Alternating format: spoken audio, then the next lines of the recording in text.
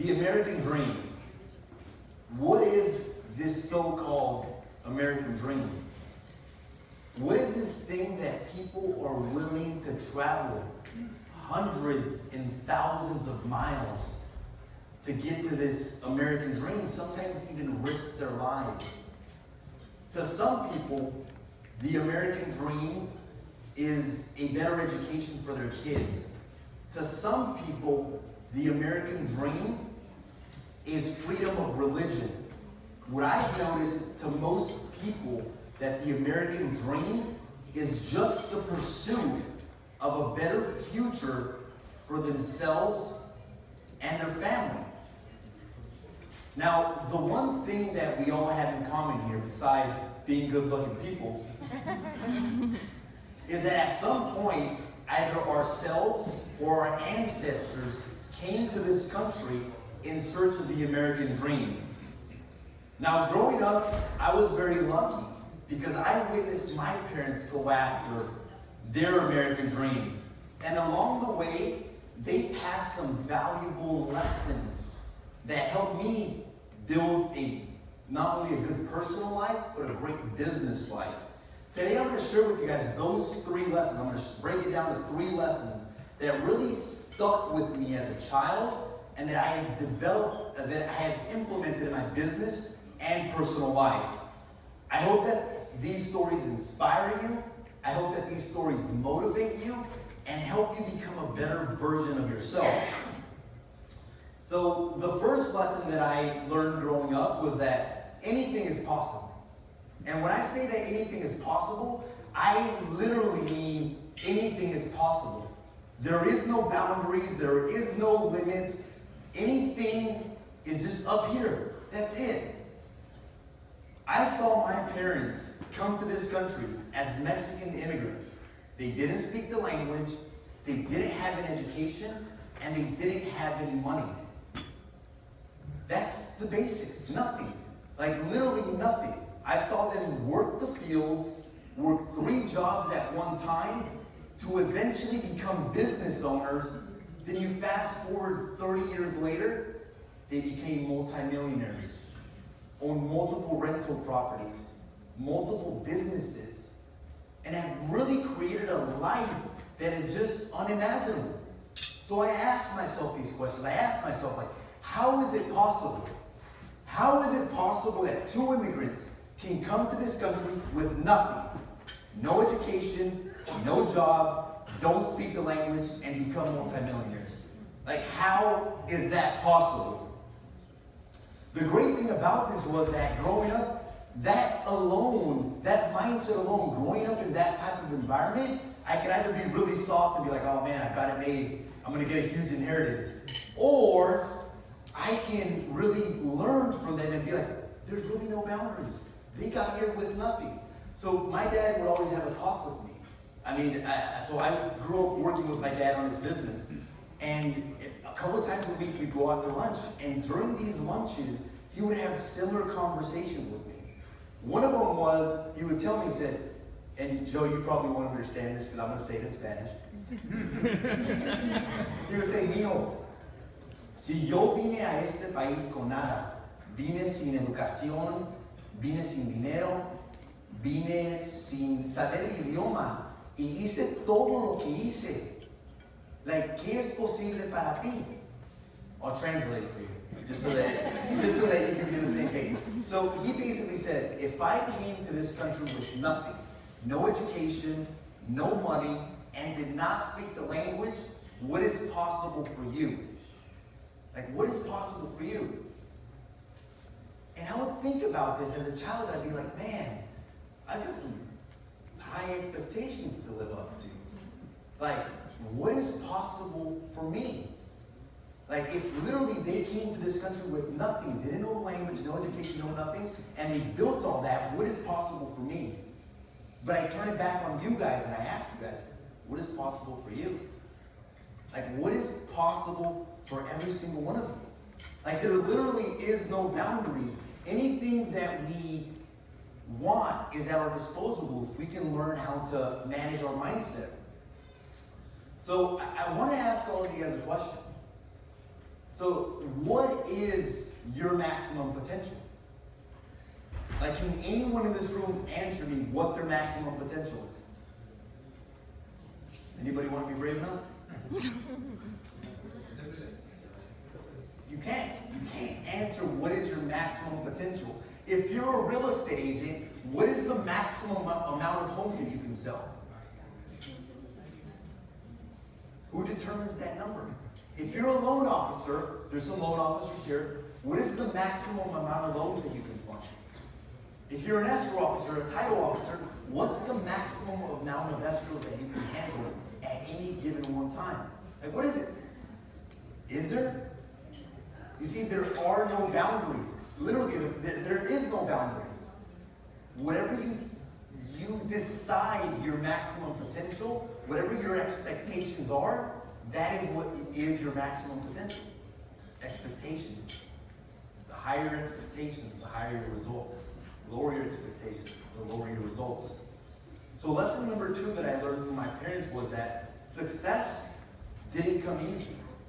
It doesn't come easy. And success does not reward people that are in need of success. It doesn't reward them. Success rewards people that deserve it. I'm going to say that again.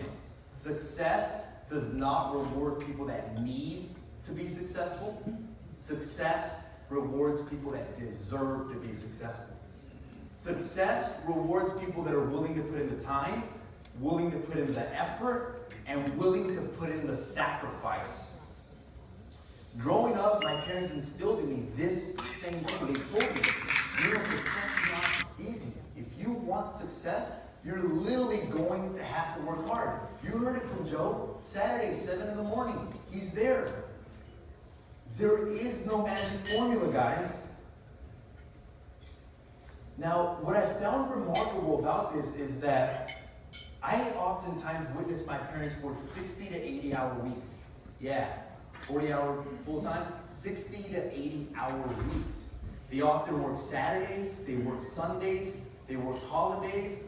But what was really remarkable about this is that I never heard them complain about it. Never heard them complain about it. You know why? Because like most immigrants, they focus on the opportunity. They didn't focus on the obligation. They focus on the opportunity, not the obligation. Because remember, guys, you guys don't have to go to work. You guys don't have to. You get to go to work. It's an opportunity. Now, I want to share something with you guys because it sometimes bothers me a little bit how our culture has,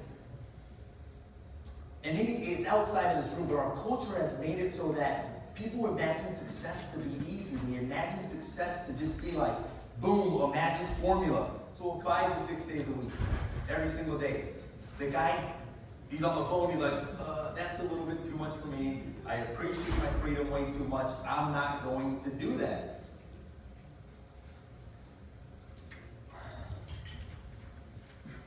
The reality is, guys, that working hard, it isn't sexy anymore.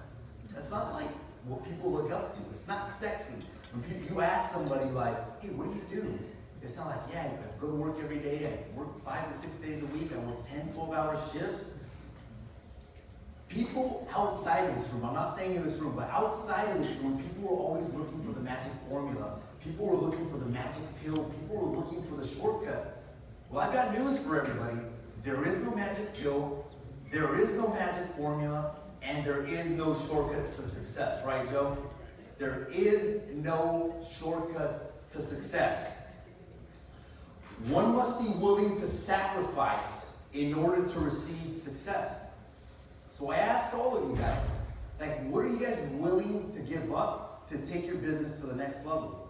What sacrifices are you guys willing to make in your life and in your business to take it to the next level? Because the definition of sacrifice is to give up something of value to get something of value in return. If you think that you're not going to have to give up something, something's going to have to give. Sunday night, football. Friday night, drink night. Taco Tuesdays, maybe. Something's going to have to give. So the third lesson that I learned is to invest my money. Now, in any business or career, you guys can make a lot of money. But what good is a lot of money if at the end of it, there's nothing really to show for it? I've met hundreds of real estate agents that have been in the business 30, 40 years, have made hundreds of thousands of dollars, and in the end, they have nothing to show for it. So, when I would have these conversations with my dad, he would always share with me a story, another one of his stories. He would tell me, like, imagine two people. One of them makes $30,000 a year and saves $10,000 every single year. The other one makes $250,000 a year, but spends all $250,000 of it. In the long run, he would tell me, which one of these two people would be better off? The person that makes $30,000 in a year and saves $10,000, or the person that makes $250,000 and spends all $250,000? So obviously, I mean, it'd be the person that would save the $10,000. Now, he would tell me that it's not how much you make, it's how much you have left over to invest. Notice how I didn't say how much you have left over to save. It's how much you have left over to invest. He would tell me that you can become rich by saving money, but you can really become wealthy and create freedom by investing your money. Now, one of the most important lessons that I learned from my parents was that the real estate market is cyclical. They told me this. They told me that the real estate market goes up. They told me that the real estate market goes down. And the only way for me to protect myself from these market shifts would be to be smart with my money when the market is good. I'll say that again. To be smart with my money when the market is good. So overall, I believe that growing up in an immigrant household was the biggest blessing in my life. I could have not have asked for a different family, different parents, different role models to have been a part of. It taught me, one, that anything is possible because they did it. No job, no education, didn't speak the language. There literally was no boundaries.